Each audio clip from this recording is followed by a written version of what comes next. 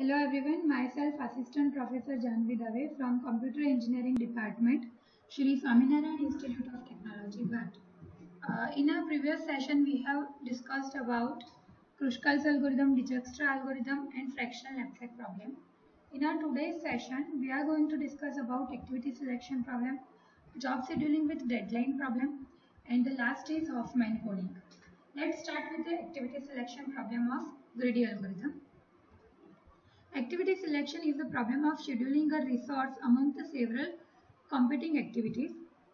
हमारे पास एक्टिविटीज है जिसका स्टार्टिंग टाइम होगा, एंडिंग टाइम होगा. हमें कौन सी एक्टिविटी हम एक साथ परफॉर्म कर पाएंगे वो चीज देखनी है. तो let's start with the activity selection problem. Example, 11 activities are given. यहाँ पे आपको टोटल 11 एक्टिविटी दी है P से लेके Z तक की. उसका starting time and finish time हमें दिया हुआ है. सॉल्यूशन क्या है कि हमें एक्टिविटी को उसके इंक्रीजिंग ऑर्डर में सॉर्ट करना है और हम डायरेक्टली आइडेंटिफाई कर सकते हैं कि उसका मतलब एक एक्टिविटी का फिनिश टाइम वो दूसरी एक्टिविटी से हमें मैच करवाना पड़ेगा कि एक एक्टिविटी सिलेक्ट खत्म ना हो तब तक हम दूसरी एक्टिविटी को स्टार्ट नहीं करवा सकते हैं. तो अकॉर्डिंग टू दैट हम एक्टिविटी सिलेक्ट करेंगे. तो सबसे पहले हमने P सिलेक्ट किया है. P का स्टार्टिंग टाइम है 1 एंड फिनिश टाइम है 4. तो हम Q सिलेक्ट नहीं कर पाएंगे क्योंकि Q का स्टार्टिंग टाइम है 3. अगेन हम R भी सिलेक्ट नहीं कर पाएंगे क्योंकि R का स्टार्टिंग टाइम है 0. अगर आप P सिलेक्ट कर रहे हो तो 4 या 4 के बाद चालू हो ऐसी एक्टिविटी ही हम नेक्स्ट सिलेक्ट कर सकते हैं. तो यहाँ पे आप देख सकते हो कि S जो है वो 5 से स्टार्ट हो रही है और 7 पे खत्म हो रही है, तो हम S को कंसिडर कर सकते हैं. उसके बाद हम 7 से या 7 के बाद से चालू हो वैसी एक्टिविटी ही सिलेक्ट कर सकते हैं. तो हम T, U और V को सिलेक्ट नहीं कर पाएंगे, हम डायरेक्टली सिलेक्ट करेंगे W को. W 8 से चालू होता है और 11 पे खत्म होता है. तो उसके बाद हम X और Y को सिलेक्ट नहीं कर पाएंगे, हम सिलेक्ट कर सकेंगे Z को. तो अगर आप ये प्रोसीजर फॉलो कर रहे हो तो आप टोटल 4 एक्टिविटी एक टाइम पे सिलेक्ट कर सकते हो. तो your answer is P, S, W and Z. तो this is the activity selection problem. ये सेम प्रॉब्लम जो है उसका एक दूसरा आंसर भी आपका आ सकता है, that is P, S, X and Z. क्योंकि X भी 8 पे स्टार्ट हो रहा है, 12 पे खत्म हो रहा है और 12 हम Z को 12 से स्टार्ट करा रहे हैं तो हम X भी कंसिडर कर पाएंगे. तो ये पर्टिकुलर प्रॉब्लम के लिए आपके पास 2 आंसर है और 2 में से आप कोई भी आंसर लिख सकते हो. तो हमने यहाँ पे P, S, W and Z वाला आंसर लिखा है. एक्टिविटी सिलेक्शन प्रॉब्लम जो है वो एग्जाम में आने के चांसेस बहुत कम है, पर तो भी आपको इसे अच्छे से एक बार देख लेना है. This is the algorithm for activity selection problem. ये करने की जरूरत नहीं है, इसके एग्जाम्पल पे ही फोकस करो. अगर आएगा तो एग्जाम्पल ही आएगा 3 या 4 मार्क्स में. एल्गोरिथम में आपको जाने की जरूरत नहीं है. This is the homework for the activity selection problem. आपको स्टार्टिंग टाइम और मतलब arrival time and departure time दिया है. पहली एक्टिविटी 9 से लेकर 9:10 तक, second is 9:40 to 12, third is 9:50 to 12:20, fourth is 11 to 11:30, fifth is 15 to 19 and sixth is 18 to 20. According to this आपको उसके इंक्रीजिंग ऑर्डर में अरेंज करने के बाद सिलेक्ट करना है कि हम कौन सी एक्टिविटी सिलेक्ट कर पाएंगे. तो हम फर्स्ट को सिलेक्ट कर सकेंगे जो 9:10 पे खत्म हो रही है. उसके बाद हम 9:40 वाली एक्टिविटी सिलेक्ट करेंगे जो 12 बजे खत्म हो रही है. उसके बाद हम 15 बजे चालू हो रही है वो सिलेक्ट कर पाएंगे जो कि 19 पे खत्म हो रही है. तो हम यहाँ पे 3 एक्टिविटी का सिलेक्शन कर पाएंगे. तो ये एग्जाम्पल आपको अच्छे से घर से करना है. उसके बाद का हमारा एग्जाम्पल है that is job scheduling with deadline. We have set of n jobs to execute, each of which takes a unit time. At any point of the time we can execute only one job. इसका जो feasible job हम select करेंगे, job के लिए आपको duration दिया होगा. वो ड्यूरेशन में से कोई एक यूनिट ऑफ टाइम में ही आपका वो जॉब जो है वो एग्जीक्यूट हो पाएगा. मतलब आपको बोला है कि जॉब जो है वो 1 से लेकर 3 तक आप कर सकते हो. इसका मतलब 0 से 1, 1 से 2 एंड 2 से 3 ये जो यूनिट टाइम है मतलब एक स्लॉट है, वो स्लॉट में से कोई भी स्लॉट पे आप वो जॉब को खत्म कर पाओगे. So let's start with the example of job scheduling. यहाँ पे आपको प्रॉफिट एंड डेडलाइन दी है. Using greedy algorithm we have to find the optimal schedule for the following jobs. Total आपके पास 6 जॉब है. फर्स्ट जॉब का डेडलाइन टाइम है 1, इसका मतलब आपको इसे 0 से 1 में ही खत्म करना पड़ेगा. सेकेंड का है 3, इसका मतलब आपके पास 3 टाइम स्लॉट है, 0 से 1, 1 से 2 एंड 2 से 3. थर्ड के लिए आपके पास एक ही टाइम स्लॉट है, 0 से 1. फोर्थ के लिए अगेन 3 टाइम स्लॉट है, 0 से 1, 1 से 2 एंड 2 से 3. फिफ्थ के लिए एक टाइम स्लॉट है, that is 0 to 1. And six के लिए अगेन आपके पास 3 टाइम स्लॉट है, 0 से 1, 1 से 2 एंड 2 से 3. अब ये जो टाइम स्लॉट्स है वो टाइम स्लॉट में से आप कोई भी particular unit of time slot में आप ये जॉब जो है वो एग्जीक्यूट करवा पाओगे. सबसे पहला स्टेप है sort the jobs in decreasing order of their profit. तो हम हमारी जॉब को उसके डिक्रीजिंग ऑर्डर में, प्रॉफिट के डिक्रीजिंग ऑर्डर में हम अरेंज कर देंगे. अकॉर्डिंग टू दैट हमने उसकी डेडलाइन भी अरेंज कर दी है. अब आपका सेकेंड स्टेप जो है वो है find the total position. Total position हमें फाइंड करनी है with the use of this equation minimum of n comma max of deadline. तो minimum of n is your number of jobs. Number of jobs आपके पास है 6 और उसका deadline आपको मैक्सिमम डेडलाइन है आपके पास 3 और इन दोनों का मिनिमम निकलेगा आपका 3. तो अकॉर्डिंग टू दैट हम जॉब्स की डेडलाइन अरेंज करेंगे. फर्स्ट है 0, ये जो है वो है 0 to 1, this is 1 to 2 and this is 2 to 3. Initially हमने एक भी जॉब सिलेक्ट नहीं की है. अब यहाँ पे देखो फर्स्ट हम ये सिलेक्ट करेंगे 3 जिसका प्रॉफिट है 20. तो हम ये तीनों में से कोई भी टाइम स्लॉट सिलेक्ट कर सकते हैं. हमने लास्ट वाला टाइम स्लॉट सिलेक्ट किया 3 वाला, तो हमने यहाँ पे रख दिया है जॉब 1 जिसका प्रॉफिट हो जाएगा आपका 20. नेक्स्ट हम सिलेक्ट करेंगे 1. अकॉर्डिंग टू आवर लॉजिक यहाँ पे आपको डेडलाइन 1 दिया है तो ये कंपलसरी आपको 0 से 1 में ही रखना पड़ेगा और 0 से 1 में अभी कुछ नहीं था, इसलिए हम यहाँ पे जॉब 2 रख सकते हैं जिसका प्रॉफिट है 15. नेक्स्ट अब आपके पास एक ही पोजीशन बची है 1 से 2 वाली. तो ये जॉब को तो आप इस पे अप्लाई नहीं ऑक्यूपाई नहीं करवा सकते हो क्योंकि इसका डेडलाइन है 1 और 1 डेडलाइन वाले पे तो जॉब ऑलरेडी ऑक्यूपाइड है, तो ये हमें स्किप करना पड़ेगा. नेक्स्ट आएगा 3 वाला. ये जो है वो हम 2 से 3 वाले टाइम स्लॉट में रख सकते हैं.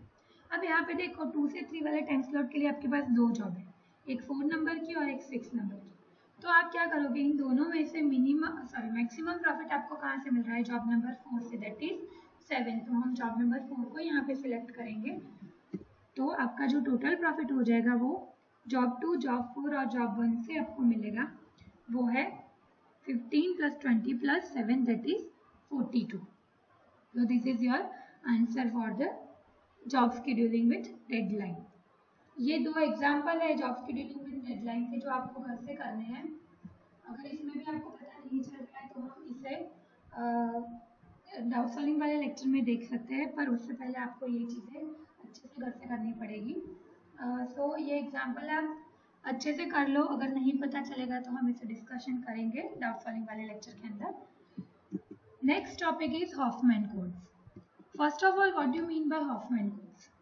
Hoffman invented a greedy algorithm that constructs an optimal prefix code called a Hoffman code. Hoffman coding is a lossless data compression algorithm. It assigns a variable length codes to input character. Length of the assigned codes are based on the frequencies of corresponding characters. The most frequent character gets the smallest code and the least frequent character gets the largest code. The variable length codes assigned to an input character are prefix code. आपको जो इतने भी characters दिए हैं वो particular character के लिए आप एक कोड असाइन करोगे with the use of Huffman code technique. और वो कोड ऐसा होगा जो बाइनरी कोड होगा, जो ह्यूमन रीडेबल फॉर्म में नहीं होगा. तो बेसिकली हॉफमैन कोड का यूज जो है वो सिक्योरिटी के लिए यूज होता है.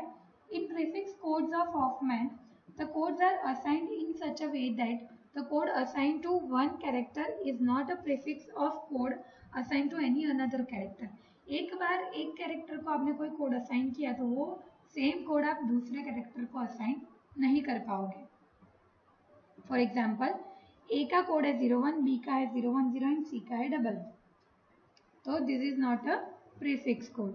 This is how Huffman coding makes sure that there is no ambiguity when the decoding the generated bit string. आप जब decode करोगे तो आपको पर्टिकुलर कोड के लिए एक पर्टिकुलर कैरेक्टर ही मिलेगा, मतलब यहाँ पे कोई एम्बिग्यूटी क्रिएट नहीं होगी और आपका कोड जो है वो वेरिएबल लेंथ में होगा. इसलिए यहाँ पे देखो आप ए का जो कोड है वो 2 का लेंथ है, बी के लिए 3 की लेंथ है और सी के लिए 2 की लेंथ है.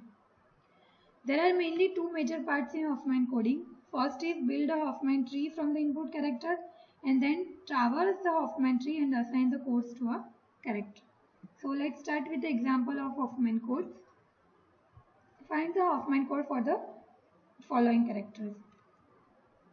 यहाँ पे आपको कैरेक्टर दिया है और उसकी फ्रीक्वेंसी दी है. जिसकी फ्रीक्वेंसी ज़्यादा होगी उसका कोड स्मॉल बनेगा, जिसकी फ्रीक्वेंसी कम होगी उसका कोड जो है वो लंबा बनेगा, लेंथी बनेगा. तो सबसे पहले हम हमारे कैरेक्टर्स को उसके असेंडिंग ऑर्डर में अकॉर्डिंग टू दैट फ्रीक्वेंसी उसके असेंडिंग ऑर्डर में अरेंज कर देते हैं. तो ये हो गया arrangement of ascending order of the frequency of particular character. पहले आएगा एफ जिसकी फ्रीक्वेंसी है 5, फिर ई जिसकी फ्रीक्वेंसी है 9, फिर सी जिसकी फ्रीक्वेंसी है 12, फिर बी जिसकी फ्रीक्वेंसी है 13, फिर डी जिसकी फ्रीक्वेंसी है 16, देन आफ्टर ए जिसकी फ्रीक्वेंसी है 45. अब सेकेंड स्टेप हम करेंगे extract 2 nodes with minimum frequency. 2 node हम एक्सट्रैक्ट करेंगे और उन दोनों का यूज करके हम एक अलग दूसरा नोड बनाएंगे जिसका हम ये दोनों नोड का सम करके उसकी नई फ्रीक्वेंसी क्रिएट करेंगे. तो 9 + 5 that is 14. Make the first extracted node as its left child and the other extracted node as its right child. तो हमने F को लेफ्ट चाइल्ड बनाया और E को राइट चाइल्ड बनाया. Then rearrange the tree according to the ascending order. तो 14 जो है वो बाद में आएगा. फिर हम लेफ्ट चाइल्ड को 0 असाइन करेंगे और राइट चाइल्ड को हम 1 असाइन करेंगे. अब ये प्रोसीजर हम रिपीट करेंगे until to complete the tree. Then अब 12 और 13 का आप एडिशन करवाओगे, ठीक है, तो बनेगा 25. फिर हम उसे वापस अरेंज करेंगे तो 14, 16, 25 और 45 अरेंज होगा. देन लिस्ट 2 जो फ्रीक्वेंसी है वो है 14 एंड 16. तो अब हम 14 और 16 का एडिशन करवाएंगे जिसका आंसर आएगा आपका 30. उसको 0101 दे दिया. उसके बाद हम इसे अगेन अरेंज करेंगे, फिर 30 और 25 को एडिशन करवाएंगे जिसका आंसर आएगा 55. उसके बाद हम 45 और 55 का एडिशन करेंगे और जिसका आंसर आएगा 100. तो ये हो गया आपका फुल ट्री और जिसके हर एक नोड के पास 2 चाइल्ड है. लेफ्ट चाइल्ड को हमने 0 असाइन किया और राइट चाइल्ड को हमने 1 असाइन कर दिया. तो ये हो गया आपका पूरा हॉफमैन कोड का ट्री. अब आप देख सकते हो with the use of this tree हम हमारा कोड जो है वो जनरेट करवा पाएंगे. ए जो है उस तक पहुंचने के लिए आपके पास एक ही नंबर है दैट इज 0. तो हमारा ए जो है उसका कोड बन गया 0. बी तक पहुंचने के लिए आपका कोड है 101. तो बी का हॉफमैन कोड बनेगा 101. फिर सी तक पहुंचने के लिए आपका कोड बनेगा 1 0 एंड 0. तो वो हो गया आपका सी का कोड. डी तक पहुंचने के लिए आपका कोड बनेगा 111. ई तक पहुंचने के लिए आपका कोड बनेगा 1101 एंड एफ तक पहुंचने के लिए आपका कोड बनेगा 1100. तो this is your Huffman coding of each and every character. आप यहाँ पे देख सकते हो कि हर एक कैरेक्टर का इंडिविजुअल अपना कोड बन गया है जो कि वेरिएबल लेंथ में है. ए का कोड एक ही लेंथ का है, बी का 3 का है, सी का भी 3 का है, डी की लेंथ भी 3 है, ई और एफ की लेंथ 4 की है. तो आप देख सकते हो कि जैसे हमने देखा था कि फ्रीक्वेंसी जिसकी हायर होगी उसका कोड उतना स्मॉल होगा, जिसकी फ्रीक्वेंसी लोअर होगी उसका कोड लंबा होगा. तो ये हो गया आपका हॉफमैन कोड का एग्जाम्पल. ऐसे बहुत सारे एग्जाम्पल्स आपके बुक में भी अवेलेबल है, नेट पे भी अवेलेबल है. तो ये सारे एग्जाम्पल्स आपको एक बार परफॉर्म करने हैं. अगर नहीं पता चल रहा है तो हम इसे भी डाउट सॉल्विंग वाले लेक्चर के अंदर देख लेंगे. नेक्स्ट ये है हॉफमैन कोड का एल्गोरिथम जो आपको नहीं करना है, इसके अंदर जाने की ज़रूरत नहीं है. आपको बस हॉफमैन कोड कैसे जनरेट करना है वो प्रोसीजर पता होनी चाहिए. This is the all about Huffman codes. This is the another example for the Huffman code तीन एग्जाम्पल है आपके पास। पहले एग्जाम्पल में 4 कैरेक्टर है, सेकंड एग्जाम्पल में आपके पास 6 कैरेक्टर है, थर्ड एग्जाम्पल में भी आपके पास 7 कैरेक्टर है विथ डिफरेंट फ्रिक्वेंसीज। तो ये तीनों एग्जाम्पल घर से ट्राई करो, अगर नहीं पता चल रहा है तो ये भी हम डाउट सॉल्विंग वाले लेक्चर में सॉल्व कर पाएंगे। तो this is all about the greedy programming. Thank you for watching this session and आपका यहाँ पे ये यूनिट जो है वो ख़त्म होता है। ये यूनिट के इम्पोर्टेंट टॉपिक्स की अगर बात करें तो इसका मेनली इम्पोर्टेंट टॉपिक है कैरेक्टरिस्टिक्स ऑफ ग्रीडी एल्गोरिथम। उसके अलावा डायनेमिक और ग्रीडी का डिफरेंस भी आपको नेट पे से मिल जाएगा, वो भी आपको करना है, वो 3 या 4 मार्क में एग्जाम में आ सकता है। उसके अलावा मिनिमम स्पैनिंग ट्री के जो 2 एल्गोरिथम हमने देखे थे, प्रीम्स एल्गोरिथम एंड क्रुस्कल्स एल्गोरिथम, वो दोनों इम्पोर्टेंट टॉपिक है। उसके एल्गोरिथम्स भी आपको करने हैं, उसका एग्जाम्पल्स भी आपको याद रखना है। उसके बाद डिजक्स्ट्रा एल्गोरिथम था, वो इतना इम्पोर्टेंट नहीं है। देन आफ्टर हमने किया था fractional knapsack. Fractional knapsack is also important topic. उसके बाद हमने देखा activity selection problem, job scheduling and Huffman coding. उसमें से job scheduling is the most important topic. तो ये जो 4 या 5 टॉपिक है वो आपके एग्जाम पॉइंट ऑफ व्यू बहुत इंपॉर्टेंट है, जिसमें प्रीम्स एंड क्रुस्कल तो 7 मार्क्स में एग्जाम में आता है। तो ये सारे टॉपिक जो है वो अच्छे से एक बार कर लो, अगर नहीं पता चल रहा है तो हम डाउट सॉल्विंग वाले लेक्चर में ये चीज़ें जो है वो फिर से रिपीट कर सकते हैं। तो यहाँ पे आपका सिलेबस जो है वो ख़त्म हो रहा है। अब आपको जो भी डाउट्स होगा वो डाउट सॉल्व करने के लिए हम कनेक्ट होंगे। अदरवाइज आपको ये सारे वीडियोस जो है वो रिवीजन के तौर पे वापस से देखने पड़ेंगे, ताकि आपके डाउट्स जो है वो क्लियर हो पाए। उसके अलावा आप जीटीयू के पेपर्स से गो थ्रू हो जाओ।